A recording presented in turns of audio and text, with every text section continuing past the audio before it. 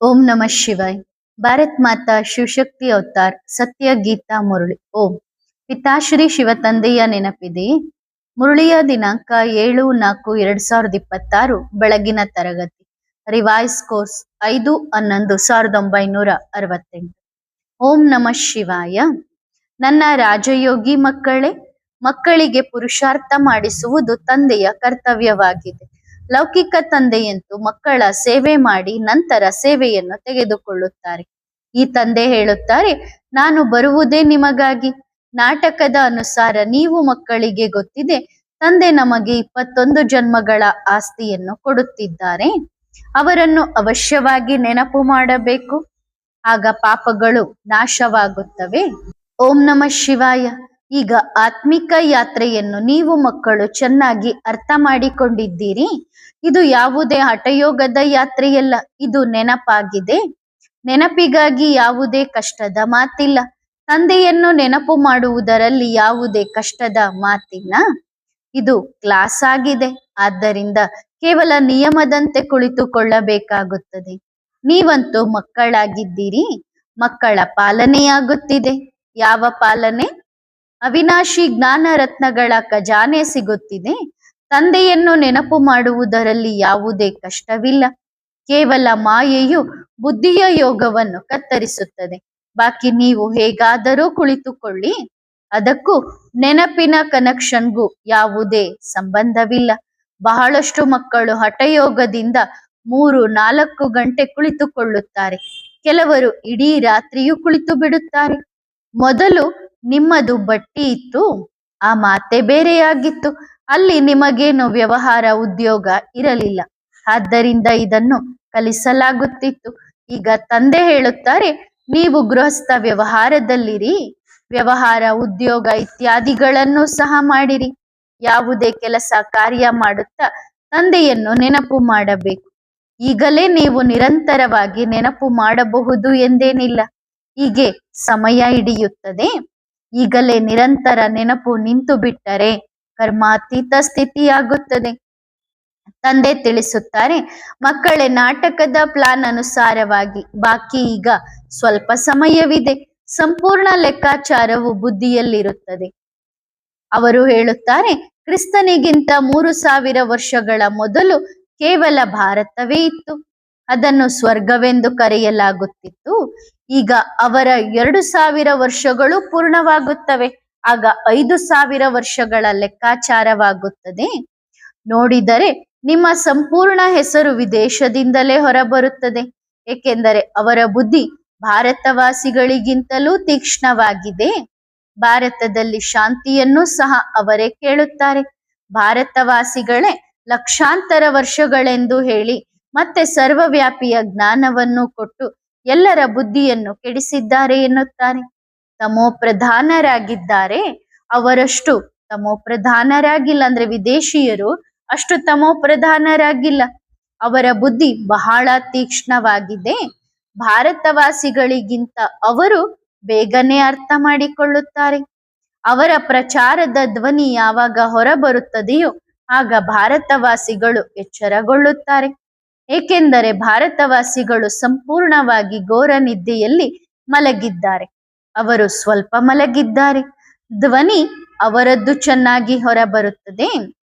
ಅಂದ್ರೆ ಬಾಬಾನ್ ಬಗ್ಗೆ ಪ್ರಚಾರ ಮಾಡೋದು ಅವ್ರು ಬಹಳ ಚೆನ್ನಾಗಿ ಪ್ರಚಾರ ಮಾಡ್ತಾರೆ.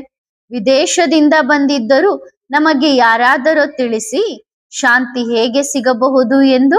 ಏಕೆಂದರೆ ತಂದೆಯೂ ಸಹ ಭಾರತದಲ್ಲಿಯೇ ಬರುತ್ತಾರೆ. ಈ ಮಾತನ್ನು ನೀವು ಮಕ್ಕಳು ಮಾತ್ರ ತಿಳಿಸಬಹುದು. ಪ್ರಪಂಚದಲ್ಲಿ ಮತ್ತೆ ಆ ಶಾಂತಿ ಯಾವಾಗ ಮತ್ತು ಹೇಗೆ ಬರುತ್ತದೆ ಎಂದು ನೀವು ಮಕ್ಕಳಿಗೆ ಗೊತ್ತಿದೆ. ಆದರೆ ಯಾರಿಗಾದರೂ ಅನ್ಯರಿಗೆ ತಿಳಿಸುವ ಶಕ್ತಿ ಇಲ್ಲ. ವಿದೇಶದವರು ಬಲೆ ನಿಮ್ಮ ಮ್ಯೂಸಿಯಂ ಇತ್ಯಾದಿಗಳಿಗೆ ಬರುತ್ತಾರೆ, ಆದರೆ ಜ್ಞಾನ ತಿಳಿಸುವ ಶಕ್ತಿ ಇಲ್ಲ. ಬಾಬಾ ಹೇಳಿದ್ದರು, ಅವರಿಗೆ ಹೇಗೆ ಬರೆದು ಕೊಡಬೇಕು ಅದನ್ನು ಬರೆದುಕೊಂಡು ಬನ್ನಿ ಎಂದು. ಆದರೆ ಯಾರೂ ಸಹ ಬರೆದಿಲ್ಲ. ಜ್ಞಾನದ ಪರಾಕಾಷ್ಠೆಯಂತೂ ಇಲ್ಲ. ಕಲ್ಕತ್ತಾದಲ್ಲಿ ಒಂದು ಅವಕಾಶ ಬಹಳ ಚೆನ್ನಾಗಿ ಸಿಕ್ಕಿತ್ತು, ಆದರೆ ಯಾರೂ ಸಹ ನಿಯಮಾನುಸಾರವಾಗಿ ತಿಳಿಸಲಿಲ್ಲ. ನೀವು ಮಕ್ಕಳಿಗೆ ಗೊತ್ತಿದೆ, ಅವಶ್ಯವಾಗಿ ಸ್ವರ್ಗ ಪ್ಯಾರಡೈಸ್ ಇತ್ತು, ಹೊಸ ಪ್ರಪಂಚದಲ್ಲಿ ಭಾರತವು ಪ್ಯಾರಡೈಸ್ ಆಗಿತ್ತು. ಇದು ಬೇರೆ ಯಾರಿಗೂ ಗೊತ್ತಿಲ್ಲ. ಮನುಷ್ಯರ ಬುದ್ಧಿಯಲ್ಲಿ ಈ ಮಾತೆ ಕುಳಿತು ಬಿಟ್ಟಿದೆ. ಈಶ್ವರನು ಸರ್ವವ್ಯಾಪಿಯಾಗಿದ್ದಾನೆ ಮತ್ತು ಕಲ್ಪದ ಆಯುಷನ್ನು ಸಹ ಲಕ್ಷಾಂತರ ವರ್ಷಗಳೆಂದು ಹೇಳಿದ್ದಾರೆ. ಎಲ್ಲರಿಗಿಂತ ಹೆಚ್ಚು ಬುದ್ಧಿಯುಳ್ಳವರಾಗಿ ಈ ಭಾರತವಾಸಿಗಳೇ ಆಗಿದ್ದಾರೆ. ಈ ಗೀತೆ, ಶಾಸ್ತ್ರ ಇತ್ಯಾದಿಗಳೆಲ್ಲವೂ ಭಕ್ತಿ ಮಾರ್ಗದ್ದಾಗಿವೆ. ಆದರೂ ಇವೆಲ್ಲವೂ ಹೀಗೆಯೇ ಆಗುತ್ತವೆ. ಬಲೆ ನಾಟಕವನ್ನು ನೀವು ತಿಳಿದುಕೊಂಡಿದ್ದೀರಿ, ಆದರೂ ಸಹ ತಂದೆಯಂತೂ ಪುರುಷಾರ್ಥ ಮಾಡಿಸುತ್ತಾರೆ.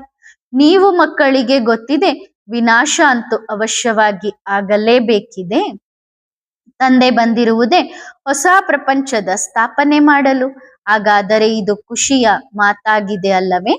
ಯಾವಾಗ ಯಾರಾದರೂ ದೊಡ್ಡ ಪರೀಕ್ಷೆಯನ್ನು ಪಾಸ್ ಮಾಡುತ್ತಾರೋ ಆಗ ಆಂತರ್ಯದಲ್ಲಿ ಖುಷಿಯಾಗುತ್ತದೆ ತಾನೆ. ನಾವು ಪಾಸ್ ಆಗಿ ಈ ರೀತಿ ಆಗುತ್ತೇವೆ ಎಂದು. ಸಂಪೂರ್ಣ ಆಧಾರವು ಶಿಕ್ಷಣದ ಮೇಲಿದೆ. ನೀವು ಮಕ್ಕಳಿಗೆ ಗೊತ್ತಿದೆ, ಅವಶ್ಯವಾಗಿ ತಂದೆ ನಮಗೆ ಓದಿಸಿ, ಶಿಕ್ಷಣವನ್ನು ಚೆನ್ನಾಗಿ ಓದಿಸಿ ಈ ರೀತಿ ದೇವತೆಗಳನ್ನಾಗಿ ಮಾಡುತ್ತಾರೆ. ಅವಶ್ಯವಾಗಿ ಪ್ಯಾರಡೈಸ್, ಹೆವೆನ್ ಇತ್ತು. ಮನುಷ್ಯರು ಪಾಪ ಸಂಪೂರ್ಣವಾಗಿ ಗೊಂದಲಕ್ಕೊಳಗಾಗಿದ್ದಾರೆ.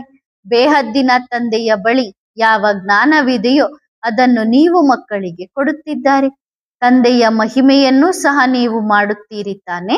ಬಾಬಾ ಜ್ಞಾನ ಸಾಗರ ಆಗಿದ್ದಾರೆ, ನಂತರ ಕೃಪಾ ಸಾಗರ ಸಹ ಆಗಿದ್ದಾರೆ. ಖಜಾನೆಯು ಅವರ ಬಳಿ ಭರ್ಪೂರಾಗಿದೆ. ನಿಮ್ಮನ್ನು ಇಷ್ಟು ಸಾಹುಕಾರರನ್ನಾಗಿ ಯಾರು ಮಾಡುತ್ತಾರೆ? ನಿಮಗೆ ಗೊತ್ತಿದೆ ಇಲ್ಲಿ ನೀವು ಏಕೆ ಬಂದಿದ್ದೀರಿ? ಈ ಆಸ್ತಿಯನ್ನು ಪಡೆಯಲು. ಒಂದು ವೇಳೆ ಯಾರದ್ದಾದರೂ ಆರೋಗ್ಯ ಚೆನ್ನಾಗಿದೆ, ಆದರೆ ಹಣವಿಲ್ಲವೆಂದರೆ, ಹಣವಿಲ್ಲದೆ ಏನಾಗುತ್ತದೆ? ವೈಕುಂಠದಲ್ಲಿ ನಿಮ್ಮ ಬಳಿ ಬಹಳ ಹಣವಿರುತ್ತದೆ. ಇಲ್ಲಿ ಯಾರೆಲ್ಲ ಸಾಹುಕಾರರಿದ್ದಾರೋ ಅವರಿಗೆ ನಶೆ ಇರುತ್ತದೆ. ನಿಮ್ಮ ಬಳಿ ಇಷ್ಟು ಧನವಿದೆ, ಈ ದೊಡ್ಡ ದೊಡ್ಡ ಕಾರ್ಖಾನೆಗಳಿವೆ ಎಂದು. ಶರೀರ ಬಿಟ್ಟರೆ ಅಂದ್ರೆ ಏನೆಲ್ಲ ಹಣ, ಆಸ್ತಿ, ಅಂತಸ್ತು, ಕಾರ್ಖಾನೆಗಳಿವೆ, ನಾವು ಶರೀರ ಬಿಟ್ವಿ ಅಂದ್ರೆ ನಮ್ಮ ಪಾಲಿಗೆ ಅದೆಲ್ಲವೂ ಸಮಾಪ್ತಿ. ಯಾವುದು ಉಳಿಯುವುದಿಲ್ಲ. ಅಂದ್ರೆ ನಮ್ಮ ಪಾಲಿಗೆ ಅದು ಯಾವುದು ಉಳಿಯೋದಿಲ್ಲ. ನಿಮಗೆ ಗೊತ್ತಿದೆ, ನಮಗೆ ಬಾಬಾ 21 ಜನ್ಮಗಳಿಗಾಗಿ ಇಷ್ಟು ಖಜಾನೆಯನ್ನು ಕೊಡುತ್ತಾರೆ. ತಂದೆ ಸ್ವತಃ ಖಜಾನೆಯ ಮಾಲೀಕರಾಗುವುದಿಲ್ಲ, ನೀವು ಮಕ್ಕಳನ್ನು ಮಾಲೀಕರನ್ನಾಗಿ ಮಾಡುತ್ತಾರೆ. ಇದು ಸಹ ನಿಮಗೆ ಗೊತ್ತಿದೆ. ವಿಶ್ವದಲ್ಲಿ ಶಾಂತಿಯಂತೂ ಭಗವಂತನನ್ನು ಬಿಟ್ಟರೆ ಬೇರೆ ಯಾರೂ ಸ್ಥಾಪನೆ ಮಾಡಲು ಸಾಧ್ಯವಿಲ್ಲ. ಎಲ್ಲಕ್ಕಿಂತ ಫಸ್ಟ್ ಕ್ಲಾಸ್ ಚಿತ್ರ ಈ ತ್ರಿಮೂರ್ತಿ ಮತ್ತು ಗೋಳಾದ ಚಿತ್ರವಾಗಿದೆ. ಸೃಷ್ಟಿ ಚಕ್ರದ ಚಿತ್ರ ಆಗಿದೆ. ಈ ಚಕ್ರದಲ್ಲಿಯೇ ಸಂಪೂರ್ಣ ಜ್ಞಾನ ತುಂಬಿದೆ. ಆದರೆ ಇದು ಸಹ ಬಹಳ ದೊಡ್ಡದಾಗಿರಬೇಕು. ಇದರಲ್ಲಿ ಎಷ್ಟೊಂದು ಜ್ಞಾನ ಇದೆ. ನಿಮ್ಮದು ಯಾವುದಾದರೂ ಇಂತಹ ಅದ್ಭುತವಾದ ವಸ್ತುವಿದ್ದರೆ ಆಗ ಅವರೂ ಸಹ ಅರ್ಥ ಮಾಡಿಕೊಳ್ಳುತ್ತಾರೆ, ಇದರಲ್ಲಿ ಅವಶ್ಯವಾಗಿ ಯಾವುದೋ ಇಂತಹ ರಹಸ್ಯವಿದೆ ಎಂದು. ಚಕ್ರ ಅಂತೂ ಇದಕ್ಕಿಂತ ಬಹಳ ದೊಡ್ಡದಾಗಿ ಮಾಡಬೇಕಾಗುತ್ತದೆ. ಮಕ್ಕಳು ಸಣ್ಣ ಸಣ್ಣ ಆಟಿಕೆಗಳನ್ನು ಮಾಡುತ್ತಾರೆ, ಅದು ಬಾಬಾರವರಿಗೆ ಇಷ್ಟವಾಗುವುದಿಲ್ಲ. ಅಂದ್ರೆ ಚಿತ್ರ ಅಂತಿಂತದ ಆಟದ ಸಾಮಾನಂತೆ ಸಣ್ಣ ಸಣ್ಣದ್ ಮಾಡುತ್ತಾರೆ, ಅದು ಬಾಬನಿಗೆ ಇಷ್ಟವಾಗುವುದಿಲ್ಲ. ಬಾಬಾ ಅಂತೂ ಹೇಳುತ್ತಾರೆ, ದೊಡ್ಡ ದೊಡ್ಡ ಚಿತ್ರಗಳನ್ನು ಹಾಕಿರಿ, ಅದನ್ನು ದೂರದಿಂದಲೇ ಯಾರಾದರೂ ಓದಿ ಅರ್ಥ ಮಾಡಿಕೊಳ್ಳುವಂತಿರಬೇಕು. ಮನುಷ್ಯರು ದೊಡ್ಡ ವಸ್ತುವಿನ ಮೇಲೆಯೇ ಜಾಸ್ತಿ ಗಮನ ಕೊಡುತ್ತಾರೆ. ಅದರಲ್ಲಿ ಸ್ಪಷ್ಟವಾಗಿ ತೋರಿಸಲಾಗಿದೆ, ಆ ಕಡೆ ಕಲಿಯುಗವಿದೆ, ಈ ಕಡೆ ಸತ್ಯಯುಗವಿದೆ. ಈ ರೀತಿ ದೊಡ್ಡ ದೊಡ್ಡ ಚಿತ್ರಗಳಿದ್ದರೆ ಮನುಷ್ಯರ ಗಮನ ಸೆಳೆಯುತ್ತದೆ. ಟೂರಿಸ್ಟ್ಗಳು ಸಹ ನೋಡಲಿ ಅಂತ ಚಿತ್ರಗಳನ್ನ ದೊಡ್ಡ ದೊಡ್ಡದಾಗಿ ಮಾಡಿಸಿ ಹಾಕ್ರಿ, ಅವರು ಸಹ ಚೆನ್ನಾಗಿ ಅರ್ಥ ಮಾಡಿಕೊಳ್ಳುತ್ತಾರೆ. ಇದು ಸಹ ಗೊತ್ತಿದೆ, ಕ್ರಿಸ್ತನಿಗಿಂತ 3000 ವರ್ಷಗಳ ಮೊದಲು ಸ್ವರ್ಗವಿತ್ತು. ಭಾರತವಾಸಿಗಳಿಗಂತೂ ಏನೂ ಗೊತ್ತಿಲ್ಲ. 5000 ವರ್ಷಗಳ ಲೆಕ್ಕಾಚಾರವನ್ನು ನೀವು ಸ್ಪಷ್ಟವಾಗಿ ತಿಳಿಸುತ್ತೀರಿ.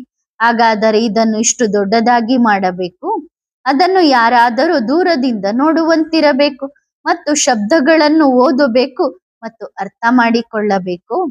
ಪ್ರಪಂಚದ ಅಂತ್ಯವಂತೂ ಅವಶ್ಯವಾಗಿ ಇದೆ ಎಂದು. ಬಾಂಬುಗಳು ಸಹ ತಯಾರಾಗುತ್ತಲೇ ಇವೆ, ಪ್ರಾಕೃತಿಕ ವಿಕೋಪಗಳು ಸಹ ಆಗುತ್ತವೆ. ನೀವು ವಿನಾಶದ ಹೆಸರನ್ನು ಕೇಳಿದರೆ ಒಳಗಡೆ ಬಹಳ ಖುಷಿಯಾಗಬೇಕು. ಅಂದ್ರೆ ನಿಮಗ್ ವಿನಾಶ ಏನಾದ್ರೂ ಕೇಳಿಸಿದ್ರೆ ನೀವು ಬಹಳ ಖುಷಿ ಪಡ್ತೀರಿ. ಯಾಕೆ ಅಂತಂದ್ರೆ ಹಳೆ ಜಗತ್ತು ಹೋದಾಗ್ಲೇ ಹೊಸ ಜಗತ್ತು ಬರುತ್ತೆ ಅನ್ನುವಂತ ಖುಷಿ ಇದೆ. ಆದರೆ ಯಾರಿಗೆ ಜ್ಞಾನವೇ ಇಲ್ಲ ಅವರಿಗೆ ಖುಷಿ ಆಗಲು ಸಾಧ್ಯವಿಲ್ಲ. ತಂದೆ ಹೇಳುತ್ತಾರೆ, ದೇಹ ಸಹಿತ ಎಲ್ಲವನ್ನೂ ಬಿಟ್ಟು ತಮ್ಮನ್ನು ಆತ್ಮ ಎಂದು ತಿಳಿದುಕೊಳ್ಳಿ. ನಿಮ್ಮ ಆತ್ಮದ ಯೋಗವನ್ನು ನನ್ನೊಂದಿಗೆ, ಅಂದರೆ ನಿಮ್ಮ ತಂದೆಯೊಂದಿಗೆ ಜೋಡಿಸಿರಿ. ಇದು ಪರಿಶ್ರಮದ ಮಾತಾಗಿದೆ. ಪಾವನರಾಗಿಯೇ ಪಾವನ ಪ್ರಪಂಚಕ್ಕೆ ಹೋಗಬೇಕಿದೆ. ನೀವು ತಿಳಿದುಕೊಂಡಿದ್ದೀರಿ, ನಾವೇ ಮಾಲೀಕತನವನ್ನು ತೆಗೆದುಕೊಳ್ಳುತ್ತೇವೆ, ನಂತರ ಮಾಲೀಕತನವನ್ನು ನಾವೇ ಕಳೆದುಕೊಳ್ಳುತ್ತೇವೆ. ಇದು ಬಹಳ ಸಹಜವಾಗಿದೆ. ಹೇಳುತ್ತಾ ಕುಳಿತುಕೊಳ್ಳುತ್ತಾ ಒಳಗಡೆ ಜ್ಞಾನವು ಅನಿಗುಡುತ್ತಿರಬೇಕು. ಅಂದ್ರೆ ಬುದ್ಧಿಯಲ್ಲಿ ಸದಾ ಜ್ಞಾನ ಜೇಂಕಾರ ಆಗ್ತಾ ಇರಬೇಕು. ಹೇಗೆ ಬಾಬಾರವರ ಬಳಿ ಜ್ಞಾನವಿದೆ ಅಲ್ಲವೇ? ತಂದೆ ಬಂದಿರುವುದೇ ನಮಗೆ ಓದಿಸಿ ನಮ್ಮನ್ನು ದೇವತೆಯನ್ನಾಗಿ ಮಾಡಲು. ಹಾಗಾದರೆ ಇಷ್ಟೊಂದು ಅಪಾರ ಖುಷಿ ಮಕ್ಕಳಿಗೆ ಇರಬೇಕು ಅಲ್ಲವೇ? ನಿಮ್ಮನ್ನೇ ನೀವು ಕೇಳಿಕೊಳ್ಳಿ, ಇಷ್ಟೊಂದು ಅಪಾರ ಖುಷಿ ಇದೆಯೇ? ತಂದೆಯನ್ನು ಅಷ್ಟು ನೆನಪು ನೀವು ಮಾಡುತ್ತೀರಾ? ಚಕ್ರದ ಸಂಪೂರ್ಣ ಜ್ಞಾನವೂ ಸಹ ಬುದ್ಧಿಯಲ್ಲಿದೆ. ಹಾಗಾದರೆ ಇಷ್ಟೊಂದು ಖುಷಿ ಇರಬೇಕು ಅಲ್ಲವೇ? ತಂದೆ ಹೇಳುತ್ತಾರೆ, ನನ್ನನ್ನು ನೆನಪು ಮಾಡಿರಿ ಮತ್ತು ಸಂಪೂರ್ಣವಾಗಿ ಖುಷಿಯಲ್ಲಿರಿ. ನಿಮಗೆ ಓದಿಸುವವರು ನೋಡಿ ಯಾರಾಗಿದ್ದಾರೆ. ಯಾವಾಗ ಎಲ್ಲರಿಗೂ ಗೊತ್ತಾಗುತ್ತದೆಯೋ ಆಗ ಎಲ್ಲರ ಮುಖವು ಮಂಕಾಗುತ್ತದೆ. ಆದರೆ ಅವರಿಗೆ ಈಗ ಅರ್ಥ ಮಾಡಿಕೊಳ್ಳಲು ಸಮಯ ಹಿಡಿಯುತ್ತದೆ. ಈಗ ದೇವತಾ ಧರ್ಮದ ಅಷ್ಟೂ ಸದಸ್ಯರಂತೂ ಆಗಿಲ್ಲ, ಸಂಪೂರ್ಣ ರಾಜಧಾನಿಯಂತೂ ಸ್ಥಾಪನೆಯಾಗಿಲ್ಲ. ಎಷ್ಟೊಂದು ಮನುಷ್ಯರಿಗೆ ತಂದೆಯ ಸಂದೇಶವನ್ನು ಕೊಡಬೇಕಿದೆ. ಬೇಹದ್ದಿನ ತಂದೆ ನಮಗೆ ಮತ್ತೆ ಸ್ವರ್ಗದ ಮಾಲೀಕತನವನ್ನು ಕೊಡುತ್ತಿದ್ದಾರೆ. ನೀವು ಸಹ ಆ ತಂದೆಯನ್ನು ನೆನಪು ಮಾಡಿರಿ. ಬೇಹದ್ದಿನ ತಂದೆ ಅವಶ್ಯವಾಗಿ ಬೇಹದ್ದಿನ ಸುಖವನ್ನು ಕೊಡುತ್ತಾರೆ ತಾನೇ. ಮಕ್ಕಳ ಬುದ್ಧಿಯಲ್ಲಿ ಅಪಾರವಾದ ಜ್ಞಾನದ ಖುಷಿ ಇರಬೇಕು. ಮತ್ತು ಎಷ್ಟೆಷ್ಟು ತಂದೆಯನ್ನು ನೆನಪು ಮಾಡುತ್ತಾ ಇರುತ್ತೀರೋ ಆಗ ಆತ್ಮವು ಪವಿತ್ರವಾಗುತ್ತದೆ. ಅದು ಸಹ ನಾಟಕದ ಪ್ಲಾನ್ ಅನುಸಾರವಾಗಿ. ನೀವು ಮಕ್ಕಳು ಎಷ್ಟೆಷ್ಟು ಸೇವೆ ಮಾಡಿ ಪ್ರಜೆಯನ್ನು ಮಾಡಿಕೊಳ್ಳುತ್ತೀರೋ, ಯಾರ ಕಲ್ಯಾಣವಾಗುತ್ತದೆಯೋ ಅವರ ಆಶೀರ್ವಾದವೂ ಸಹ ಸಿಗುತ್ತಾ ಹೋಗುತ್ತದೆ. ಬಡವರ ಸೇವೆ ಮಾಡುತ್ತೀರಿ, ಆಮಂತ್ರಣ ಕೊಡಿರಿ. ಟ್ರೈನ್ನಲ್ಲಿಯೂ ಸಹ ನೀವು ಬಹಳ ಸೇವೆ ಮಾಡಬಹುದು. ಇಷ್ಟು ಸಣ್ಣ ಬ್ಯಾಡ್ಜ್ನಲ್ಲಿಯೇ ಎಷ್ಟೊಂದು ಜ್ಞಾನ ತುಂಬಿದೆ. ಸಂಪೂರ್ಣ ಶಿಕ್ಷಣದ ಸಾರಾಂಶ ಇದರಲ್ಲಿದೆ. ಬ್ಯಾಡ್ಜ್ಗಳಂತೂ ಬಹಳ ಚೆನ್ನಾಗಿ ಬಹಳಷ್ಟು ಮಾಡಿಸಬೇಕು. ಅದನ್ನು ಯಾರಿಗಾದರೂ ಉಡುಗೊರೆಯಾಗಿಯೂ ಕೊಡಬಹುದು. ಯಾರಿಗಾದರೂ ತಿಳಿಸುವುದು ಬಹಳ ಸಹಜವಾಗಿದೆ. ಕೇವಲ ಶಿವಬಾಬಾರವರನ್ನು ನೆನಪು ಮಾಡಿರಿ. ಶಿವಬಾಬಾರವರಿಂದ ಈ ಆಸ್ತಿ ಸಿಗುತ್ತದೆ. ಹಾಗಾದರೆ ತಂದೆ ಮತ್ತು ತಂದೆಯ ಆಸ್ತಿ, ಸ್ವರ್ಗದ ಮಾಲೀಕತನ, ಕೃಷ್ಣಪುರಿಯನ್ನು ನೆನಪು ಮಾಡಿರಿ. ಮನುಷ್ಯರ ಬುದ್ಧಿಯಂತೂ ಎಷ್ಟೊಂದು ಗೊಂದಲಕ್ಕೊಳಗಾಗಿದೆ. ಅವರು ಏನನ್ನೂ ಅರ್ಥ ಮಾಡಿಕೊಳ್ಳುವುದಿಲ್ಲ. ಆದರೆ ಯಾವುದೇ ನಾಚಿಕೆ ಗೀಚಿಕೆ ಎನ್ನುವುದು ಬರುವುದಿಲ್ಲ. ಈ ಸಮಯದಲ್ಲಿ ಮನುಷ್ಯರು ಎಷ್ಟೊಂದು ಕಲ್ಲಿನಂತಹ ಬುದ್ಧಿಯುಳ್ಳವರು, ಕೋತಿಯಂತಹ ಬುದ್ಧಿಯುಳ್ಳವರಾಗಿದ್ದಾರೆ. ಹೇಗೆಂದರೆ ಕಾಮಿ ಪ್ರಾಣಿಗಳಾಗಿದ್ದಾರೆ. ವಿಕಾರಕ್ಕಾಗಿ ಎಷ್ಟೊಂದು ತೊಂದರೆ ಕೊಡುತ್ತಾರೆ. ಕಾಮದ ಹಿಂದೆ ಎಷ್ಟೊಂದು ಸಾಯುತ್ತಾರೆ. ಯಾವುದೇ ಮಾತನ್ನು ಅರ್ಥ ಮಾಡಿಕೊಳ್ಳುವುದಿಲ್ಲ. ಹೇಗೆ ಹುಚ್ಚರ ಆಸ್ಪತ್ರೆ ಇರುತ್ತದೆ ಅಲ್ಲವೇ? ಯಾವುದಕ್ಕೆ ಮೆಂಟಲ್ ಹಾಸ್ಪಿಟಲ್ ಎಂದು ಕರೆಯುತ್ತಾರೆ? ಈ ಸಮಯದಲ್ಲಿ ಈ ಸಂಪೂರ್ಣ ಪ್ರಪಂಚವೇ ಅತಿ ದೊಡ್ಡ ಮೆಂಟಲ್ ಹಾಸ್ಪಿಟಲ್ ಆಗಿದೆ. ಎಲ್ಲರ ಬುದ್ಧಿಯು ಸಂಪೂರ್ಣವಾಗಿ ಜಡವಾಗಿದೆ. ತಂದೆಯ ಬಗ್ಗೆ ತಿಳಿದೇ ಇಲ್ಲ. ಇದು ಸಹ ನಾಟಕದಲ್ಲಿ ನೋಂದಾಯಿಸಲ್ಪಟ್ಟಿದೆ. ಎಲ್ಲರ ಬುದ್ಧಿಯು ಸಮಾಪ್ತಿಯಾಗಿದೆ. ತಂದೆ ಹೇಳುತ್ತಾರೆ, ಮಕ್ಕಳೇ, ನೀವು ಪವಿತ್ರರಾಗಿರಿ, ಆಗ ಇಂತಹ ಸ್ವರ್ಗದ ಮಾಲೀಕರಾಗುತ್ತೀರಿ. ಆದರೆ ಅರ್ಥ ಮಾಡಿಕೊಳ್ಳುವುದೇ ಇಲ್ಲ. ಆತ್ಮದ ಶಕ್ತಿ ಎಲ್ಲವೂ ಹೊರಟು ಹೋಗಿದೆ. ಎಷ್ಟೊಂದು ತಿಳಿಸುತ್ತಾರೆ, ಆದರೂ ಅರ್ಥ ಮಾಡಿಕೊಳ್ಳುವುದಿಲ್ಲ. ಜ್ಞಾನದ ನಶೆ ಏರುವುದಿಲ್ಲ. ಸಮಯವೂ ಇದೆ. ಚಿಂತೆಯ ಯಾವುದೇ ಮಾತಿಲ್ಲ. ಆದರೂ ಸಹ ಪುರುಷಾರ್ಥ ಮಾಡಬೇಕು ಮತ್ತು ಮಾಡಿಸಬೇಕು. ಪುರುಷಾರ್ಥದಲ್ಲಿ ಸುಸ್ತಾಗಬಾರದು, ಹಾರ್ಟ್ ಫೇಲ್ ಸಹ ಆಗಬಾರದು. ಇಷ್ಟೊಂದು ಪರಿಶ್ರಮ ಪಟ್ಟು ಭಾಷಣ ಮಾಡಿದೆವು, ಭಾಷಣದಿಂದ ಒಬ್ಬರೂ ಬರಲಿಲ್ಲ ಎಂದು ಯೋಚಿಸಬಾರದು. ಯಾರು ಏನು ಕೇಳಿದ್ದಾರೋ ಅದು ಮುದ್ರೆಯಾಗಿ ಬಿಡುತ್ತದೆ. ಅಂದ್ರೆ ಇವತ್ತು ಬರ್ಲಿಲ್ಲ ಅಂದ್ರೇನು, ಅವ್ರು ಕೇಳಿದಾರಲ್ಲ, ಅವ್ರ ಬುದ್ಧಿಯೊಳಗೆ ಅದು ಪ್ರಿಂಟ್ ಆಗಿದೆ. ಕೊನೆಯಲ್ಲಿ ಎಲ್ಲರೂ ಅವಶ್ಯವಾಗಿ ಎಚ್ಚರಗೊಳ್ಳುತ್ತಾರೆ. ನೀವು ಮಕ್ಕಳ ಮಹಿಮೆ ಅಪಾರವಾಗಿ ಹೊರಬರುವುದಿದೆ.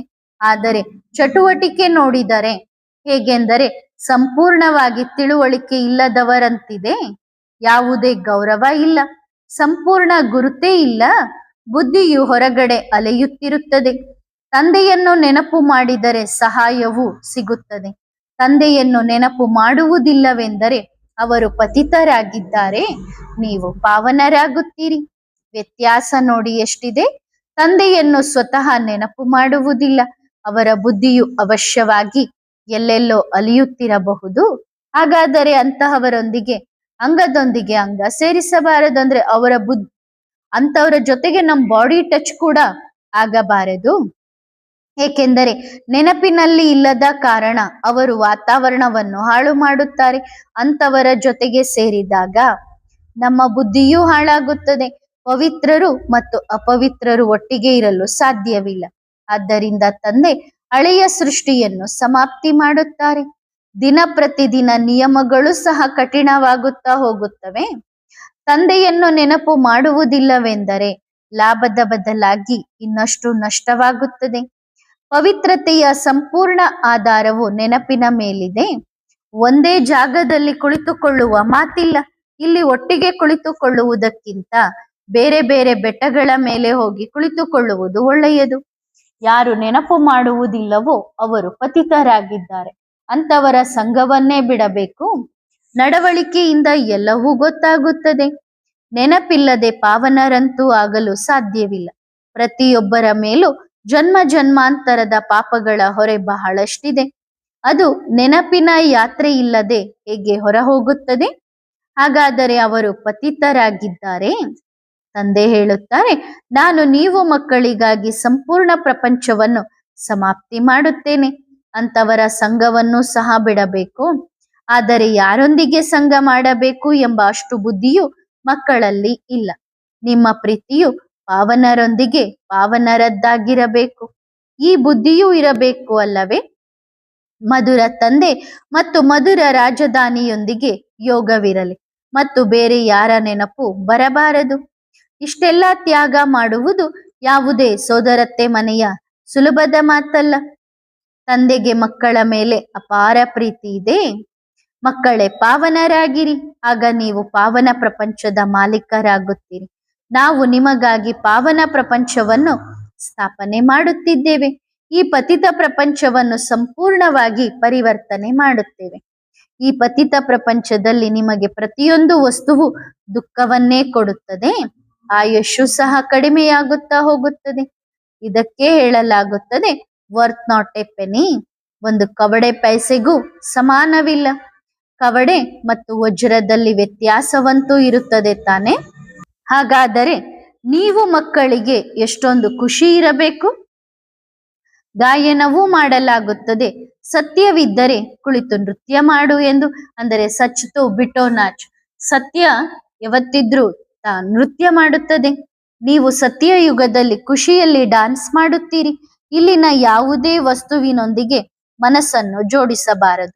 ಇವುಗಳನ್ನು ನೋಡುತ್ತಿದ್ದರೂ ನೋಡಬಾರದು. ಆದರೆ ಆ ಧೈರ್ಯದ ಸ್ಥಿತಿ ಇರಬೇಕು. ಇದು ನಿಶ್ಚಯವಿದೆ. ಈ ಹಳೆಯ ಪ್ರಪಂಚವು ಇರುವುದೇ ಇಲ್ಲ. ಕಣ್ಣುಗಳು ತೆರೆದಿದ್ದರೂ ಹೇಗಿರಬೇಕೆಂದರೆ ಮುಚ್ಚಿರುವಂತಿರಬೇಕು. ಅಂದರೆ ನೋಡುತ್ತಿದ್ದರೂ ನೋಡದಂತಿರಬೇಕು. ಇಷ್ಟೊಂದು ಖುಷಿಯ ಪಾದರಸ ಮೇಲೇರಬೇಕು. ನಾವು ನಮ್ಮ ರಾಜಧಾನಿಗೆ ಹೋಗುತ್ತೇವೆ. ಭಕ್ತಿ ಮಾರ್ಗದಲ್ಲಿಯೂ ಭಕ್ತಿ ಮಾಡುತ್ತಾ ಮಾಡುತ್ತಾ ಬುದ್ಧಿಯು ಬೇರೆ ಕಡೆ ಹೋದರೆ ತಮಗೆ ತಾವೇ ಪೆಟ್ಟು ಕೊಟ್ಟುಕೊಳ್ಳುತ್ತಾರೆ. ಈಗ ತಂದೆಯನ್ನು ನೆನಪು ಮಾಡಲಾಗುವುದಿಲ್ಲವೆಂದರೆ ಏನು ಮಾಡಬೇಕು? ಬಾಬನನ್ನ ನೀವು ನೆನಪು ಮಾಡ್ತಿಲ್ಲ ಅಂದ್ರೆ ಬಳೆಗಳನ್ನ ಅಥವಾ ಚುನ್ರಿಯನ್ನ ಧರಿಸಬೇಕು. ಒಟ್ಟು ಹೆಂಗನಾದ್ರೂ ಮಾಡಿ ಬಾಬನ್ ನೆನಪು ಬರ್ಬೇಕು. ಆ ಟೈಪ್ ಒಂದು ಯುಕ್ತಿನ ಹುಡುಕೊಳ್ರಿ. ಒಂದು ವೇಳೆ ನಾವು ಶಿವ ಬಾಬಾರವರನ್ನು ನೆನಪು ಮಾಡಿದರೆ ನಮಗೆ ವಿಶ್ವದ ಮಾಲೀಕತನ ಸಿಗುತ್ತದೆ. ಹಠಯೋಗದಿಂದಲೂ ಕುಳಿತುಕೊಳ್ಳಬಾರದು. ತಿನ್ನುತ್ತಾ ಕುಡಿಯುತ್ತಾ ಕೆಲಸ ಮಾಡುತ್ತಾ ತಂದೆಯನ್ನು ನೆನಪು ಮಾಡಿರಿ. ಇದು ಸಹ ನಿಮಗೆ ಗೊತ್ತಿದೆ. ರಾಜಧಾನಿ ಸ್ಥಾಪನೆಯಾಗುತ್ತಿದೆ. ತಂದೆ ದಾಸದಾಸಿಯರಾಗಿರಿ ಎಂದು ಹೇಳುವುದಿಲ್ಲ. ತಂದೆಯಂತೂ ಹೇಳುತ್ತಾರೆ, ಪುರುಷಾರ್ಥ ಮಾಡಿರಿ, ಪಾವನರಾಗಿರಿ. ತಂದೆ ಪಾವನರಾಗುವ ಪುರುಷಾರ್ಥ ಮಾಡಿಸುತ್ತಾರೆ. ನೀವು ಮತ್ತೆ ಪತಿತರಾಗುತ್ತೀರಿ. ಎಷ್ಟೊಂದು ಸುಳ್ಳು ಪಾಪಗಳನ್ನು ಮಾಡುತ್ತೀರಿ. ಯಾವಾಗಲೂ ಶಿವ ಬಾಬಾರವರನ್ನು ನೆನಪು ಮಾಡುತ್ತಾ ಇರಿ. ಆಗ ಪಾಪಗಳೆಲ್ಲವೂ ಭಸ್ಮವಾಗುತ್ತವೆ. ಇದು ಬಾಬಾರವರ ಯಜ್ಞವಾಗಿದೆ ಅಲ್ಲವೇ? ಬಹಳ ದೊಡ್ಡ ಯಜ್ಞವಾಗಿದೆ. ಅವರು ಯಜ್ಞವನ್ನು ರಚಿಸುತ್ತಾರೆ, ಲಕ್ಷಾಂತರ ರೂಪಾಯಿ ಖರ್ಚು ಮಾಡುತ್ತಾರೆ. ಇಲ್ಲಿ ನಿಮಗೆ ಗೊತ್ತಿದೆ, ಸಂಪೂರ್ಣ ಪ್ರಪಂಚವೇ ಇದರಲ್ಲಿ ಸ್ವಾಹ ಆಗುವುದಿದೆ. ಭಾರತದ ಬುದ್ಧಿಯು ಹಾಳಾಗಿದೆ, ಸಂಪೂರ್ಣವಾಗಿ ಕಲ್ಲಿನಂತಹ ಬುದ್ಧಿಯಾಗಿದೆ. ಆದ್ದರಿಂದ ಹೊರಗಡೆ ಪ್ರಚಾರ ಆದಾಗ ಭಾರತದಲ್ಲಿಯೂ ಪ್ರಚಾರ ಆಗುತ್ತದೆ. ಒಂದು ತಂದೆಯೊಂದಿಗೆ ಬುದ್ಧಿಯೋಗವಿದ್ದರೆ ಪಾಪಗಳು ನಾಶವಾಗುತ್ತವೆ ಮತ್ತು ಶ್ರೇಷ್ಠ ಪದವಿಯು ಸಿಗುತ್ತದೆ. ಮಕ್ಕಳಿಗೆ ಪುರುಷಾರ್ಥ ಮಾಡಿಸುವುದು ತಂದೆಯ ಕರ್ತವ್ಯವಾಗಿದೆ.